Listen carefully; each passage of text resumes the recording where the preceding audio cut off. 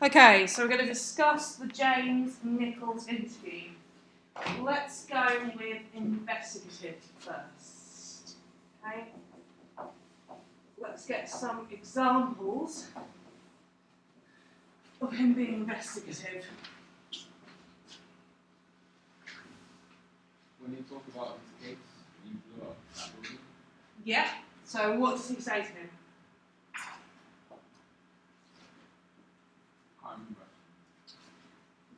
Did Timothy McVeigh ever stay here? Stay where? Stay at the house that he lives in. Oh yeah. Okay, so he asks him if he outright stayed there, and he's like, yeah, he stayed here for 6 months or so, you know, off and on. Okay, why did he ask him that? See if he was involved in the plot. Yeah. What was he doing staying at that house for such a long period of time? Rob has been convicted and he's in for a life sentence, and Timothy McVeigh's been executed, and he's got away with it. So, well, I say got away with it because that's me throwing my opinion in. But he's not been convicted. He's been released. Okay. What does that suggest then? So 2 people have been found guilty of it, and he's got away with it. But they all live together on this farm for quite a significant amount of time. What does that make you think? Yeah. What? That he helped make what? Killed loads of people. Do you not think that? Yeah. So if his brother's been for a life sentence, his brother was the other guy. So there's 3 guys. There's him, who got away with it, the brother with the glasses who's in prison, and Timothy McVeigh, which was like the skinny guy with the white t-shirt on, who was sentenced to death. Who's called Timothy McVeigh, and his brother, well, I can't think what his name was now. Is he actually dead now? He's dead. The Timothy McVeigh is dead, yeah. He got executed. How is? He killed a lot of people. How many people did Over about 200 people. A bomb in Oklahoma. For what? Yeah, I remember that. Why? We'll discuss why we think it is in a bit. Okay? But yeah, so to see if he was involved, to insinuate.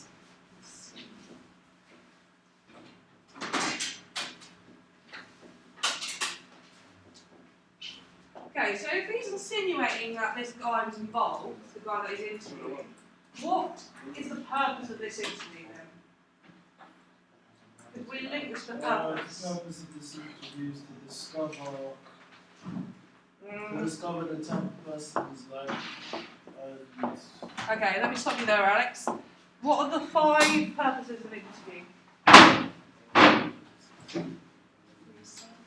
Research. Informational. Emotional.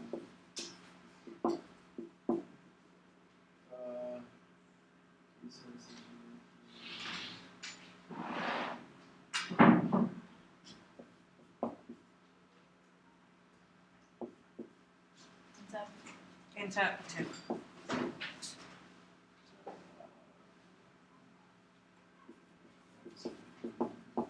And the other one was enhancement of audience understanding. Okay, so if he's trying to insinuate that this guy, James Nichols, who's being interviewed, was involved, okay, what could we think is the reason or purpose for this interview then? If he's trying to insinuate that this guy that he's interviewing was involved in this crime, okay, where 200 people were killed, what could be the purpose of interviewing?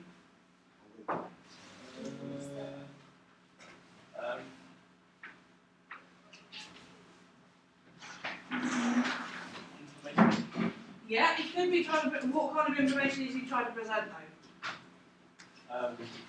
Facts. Kind of he's trying to get the truth out of them. Okay, so information, he's doing his research. on the topic. Right? Could it be anything else?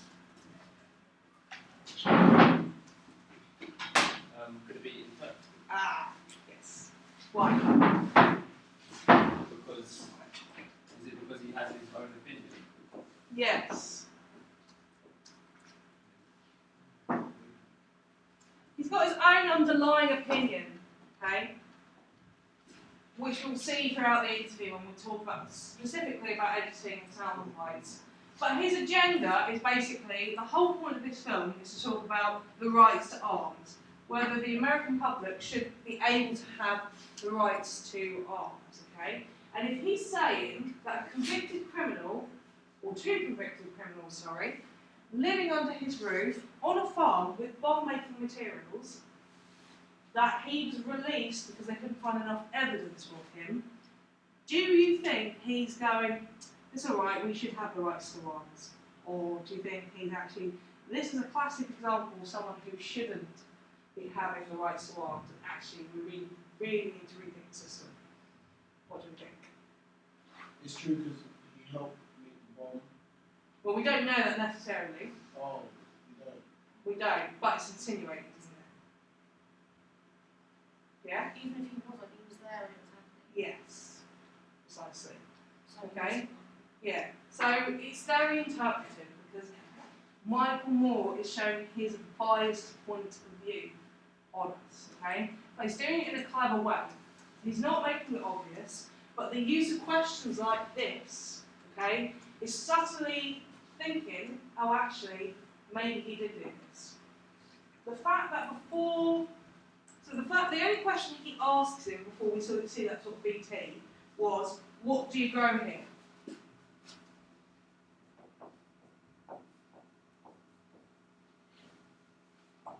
Okay, what do we think about that question, what do you grow here? Trying to find out why he has a farm. Yeah, precisely. It leads nicely into this, okay, eventually. So you can tell that he's obviously started off outside and he's trying to warm him up, okay, his confidence a little bit. Okay, what do you grow here? What do you do here? Okay, it's a bit light-hearted chat, just to get him started. Okay, but which then turns more investigative as time goes on, okay, because he's trying to seek that truth out. Okay.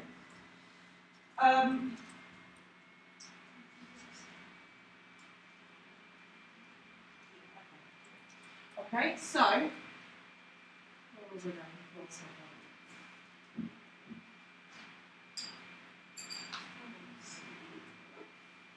Yeah, so he's building it over time. Sorry, that's what I was going to do. Okay, so in between this question and here, we have a VT, okay, which stands for videotape. Anyone wants to say it, okay, which is basically a cut together, lots of cut together clips, okay, where Michael Moore does a voiceover, okay, and he says he tells us about the case, okay, about the fact that there are three guys who were accused of blowing up Oklahoma City, where 200 people died, Timothy got sentenced to death penalty.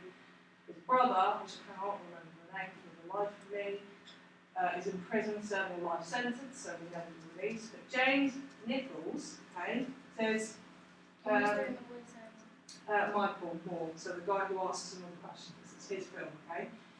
He's like doing the deed, okay? Certain things that he says in the voiceover, but the cops didn't have the goods, okay? That's a really key phrase he used there. The cops didn't have the goods, okay? Which basically means they didn't have enough evidence to convict him of the crimes, okay? But we all know, right, that sometimes, and it's unfortunate, you know, crime scenes can be messed up a bit. People who may do things can get away with it, and it's a horrible thing. And with him saying they didn't have the goods, it's suggesting to us that he probably did do it. Okay? And we're not even in the we're not even in the interview yet. He's only asking one question, he cuts to that. It then asks about Timothy McVeigh abstaining. Has he been arrested? He got arrested, but he got away with it. No, I'm talking about after the video. Oh, I don't think so, as far as I know. Okay? And then the next question he asked him is, do you have any bomb-making materials?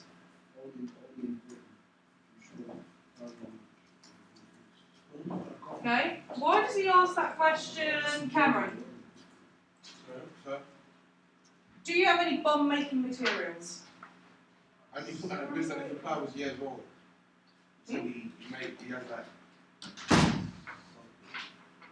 Yeah, why does he ask him that? Okay, so we've had just Timothy McVeigh staying here. Do you have any bomb-making materials on this farm? Why would he bother asking it? What's the point of him asking that? What's he trying to suggest? Is he trying to suggest anything? It's just that he make the whole meeting. Yeah. He's just trying to get as much evidence as he can. Yeah. Trying to get evidence.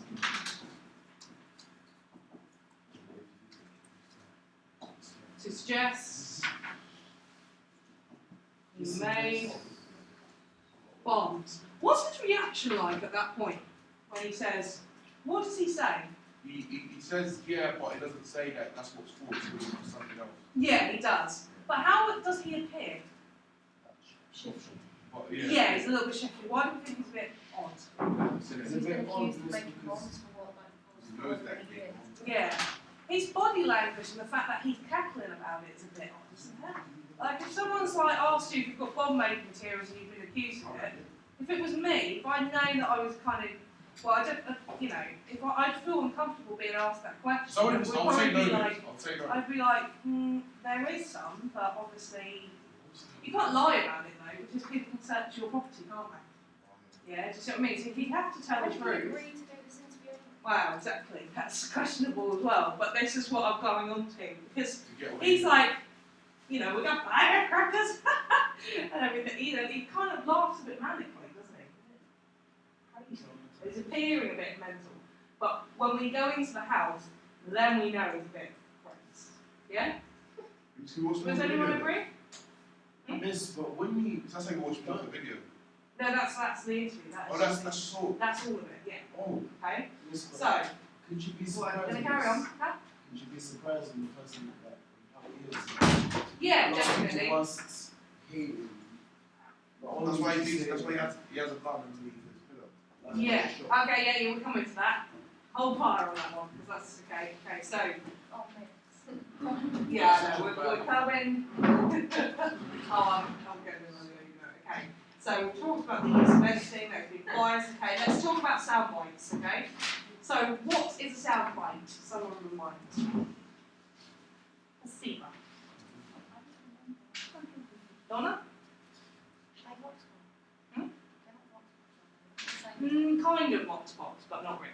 No. So sound bites are basically snippets of an interview, which you cut out the question and it's just them talking, right?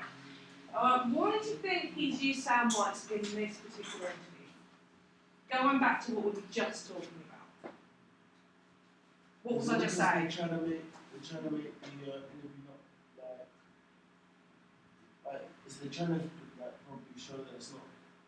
They're not trying to do their research on the Yeah, you were so nearly there, but you kind of you went a bit haywire with that, okay? So the use of sound bites, okay? What is the first thing he says? I've already read it. See if you can remember. Or did I write it down? No, but we'll rewind it. We'll play it. 'Cause I think it's good to watch that, okay? So.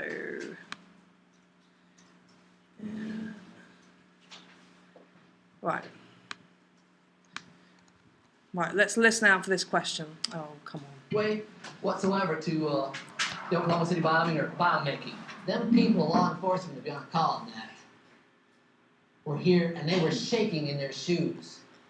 They were physically shaking, scared to death. Because they thought this was going to be another Waco. Waco, okay, it's another case where loads of people have died from bomb making, basically. Have a look at it up, Okay, so those people were scared to death. Okay, so this is an unusual soundbite because we do have him kind of prompting of another Waco. Okay. Okay, so we've just been talking about the fact that he's got bomb making materials. It then cuts to him going, people were scared to death, okay, because they were accusing him of making bombs, okay, which flows quite nicely. So we've talked about the fact that he may have bomb making materials that he may have used on the Oklahoma City, to then him reacting, people were scared that I had done it, okay, and at this point we're thinking, maybe he did do it, okay. Let's watch the next quote. Because certain people, Namely my ex-wife. namely my ex-wife and other people, said, I'm a radical, I'm a wild man, I got a gun under every arm, down every leg, and every shoe, every corner of the house. You say anything to me, I'll shoot you. Who laughs after they've said that? Does anyone, so if you said you've got loads of guns around the house, and you said you're going to shoot someone, would your natural reaction be to laugh? It depends. Depends. Come on, Alex. I'd love to hear what you're going to say here. Yeah? You've got to think about what he's been through as well. True. Yeah, but what does If that you're- make if a you're- if you're difference? making kids, So, make them follow, even if people don't know you. He must be smart. Like, he's probably gone through a lot due to the fact that bare people hate him, like the people he's associated with, Yeah. like that caused probably possibly a lot of people like to hate him. Like for example, his friend killed 200 people. Therefore, this killing to him, it's not really a big, like it's not something big, is it? It's something. I know what you're trying, I get what you're trying to say. It's basically just that because he's laughing, he's He's thinking really, nothing big. he's I really think he's relaxed. trying to, like, He's really not- relaxed due to the fact that he's got away with it, and he's making a joke out of it because it's in his own eyes, he doesn't think possibly that it's a serious. Like, it is serious, but he doesn't think it's that serious compared to the way the interviewers think it's serious. I know what you're saying because he's gone a bit crazy. So he doesn't see it as an issue, even though it is a big issue because we killed 200 people. Yeah, go on. Yeah. He's trying to make it sound like a joke, Yeah. but that's just because he's talking to someone who's like struggling against it. Yeah. Like, he means it. Yeah, but the thing is, do we think Moore is presenting himself in a way at this point that he's struggling against it? No, because he's trying to. No, I mean, Michael. Yeah, that's what I know what you're saying. Yeah, that's what I'm saying. So Hasib was right. Yeah, at this point, he's not necessarily going, "I'm against guns," because that's going to make him insular. Yeah. So he's probably not showing his opinion, but he does later on when it starts to get a little bit more combative. Do you see what I mean? Yeah, but I know what you're saying. Okay. If the people find out how they've Cut. been ripped off and enslaved in this country Okay, so it's by the deliberately government, edited. by the powers to be, they will revolt with anger, merciless anger. There'll be blood running in the streets. What's he even talking about? What was he even talking about? Okay, got another cut here. Sorry. Oh, merciless anger. Let's go back. No. This was going to be another wake-up. Yeah. I'm not. No. Go on. This was going to be another wake-up. Yeah. Hang on. Because certain people, Sorry. Enslaved. namely my ex-wife and other people, Okay. So said, he's deliberately I'm a cut radical, I'm a this. wild Okay. man. I got a gun under To every take the arm, points down that every he leg, every wants. shoe, every corner of the house. Hang You say anything to me, I'll shoot you. If the Oh, people miss, find I out don't wait how to they've stop been it ripped off, Yep. See, if you said that, if you say anything to me, I'll shoot you. So I don't think that's what he's trying to say. I think that's what he's trying to say, that that's what other people are trying to say. Yeah. But the way we're watching it, or the way that Michael Moore's spam it, makes us think that. Do you see what I mean? Yeah? Because it's, so the way that Michael Moore is presenting his argument is trying to make him look crazy. Okay, and the use of sound bites exemplifies that. Okay, so so this interview could have been an hour long. They could have been sat at that kitchen table for hours. Okay, he may have come across as quite a normal person, but some of the things he may have said were slightly controversial. But he's chosen the bits that are most controversial, put them together, because he wants to show a biased point of view. Because overall, Michael Moore is trying to present the argument that rights to arms is wrong. And if they're showing someone who's been accused of being kind of extremist and showing him in a sort of way that exemplifies his extremist ways, so people will be running in the streets enslaved, sort of this kind of crazy talk, then we're likely to side with Michael and be like, actually, there shouldn't be the rights to arms in America. Because people feel really passionate about the rights to arms in America. A lot of people want to keep their guns. They don't feel like they should give it up. I know it sounds weird because we're in a country where gun law, we wouldn't even think about owning a gun. But over there, it's just so part of the American culture, that rights to arms, that people are very anti the idea of having that taken away. So Michael has a strong argument to try and defend this, okay? And by showing this guy as a little bit doolally, and he's got several million guns, and he was accused of blowing up somewhere, that's going to look in his favour, isn't it? Do you see what I mean? So the whole interview is biased, but we wouldn't necessarily think of it as biased if you were just watching it. However, because we're media students, we're depicting it and we're seeing where all the little cuts are happening to understand that actually he is just telling us what to think.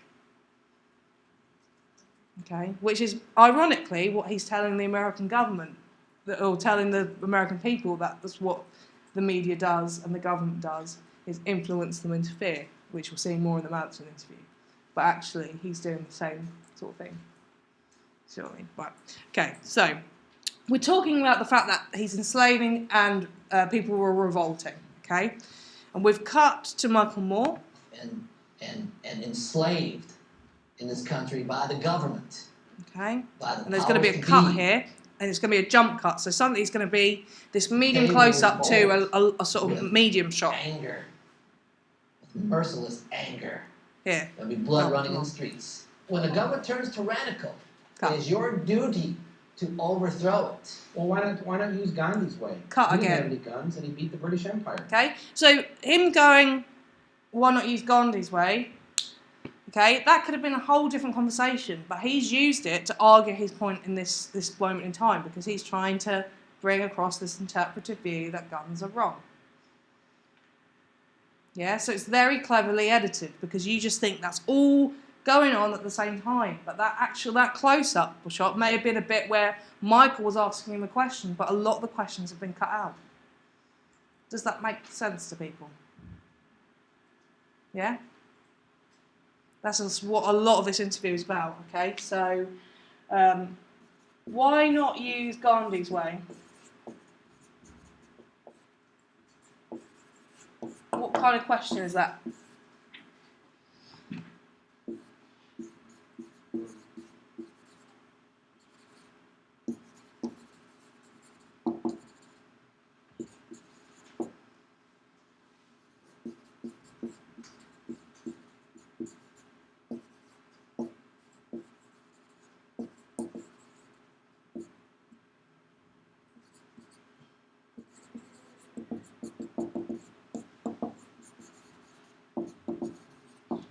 Okay, why not use Gandhi's way? What are the questions that we've studied? What are all the different questions that we've studied? Open, suggestive. That's what it is. Why is it suggestive?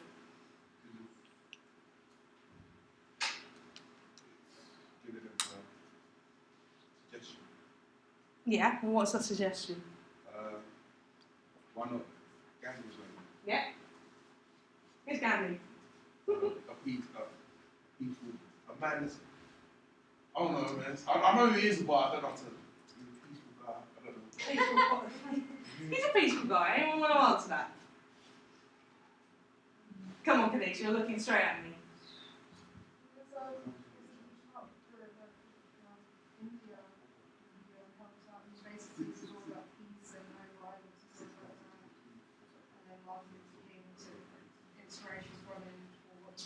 Yeah, because he's an activist who promotes peace, basically, amongst Yeah, makes mankind, peace, okay?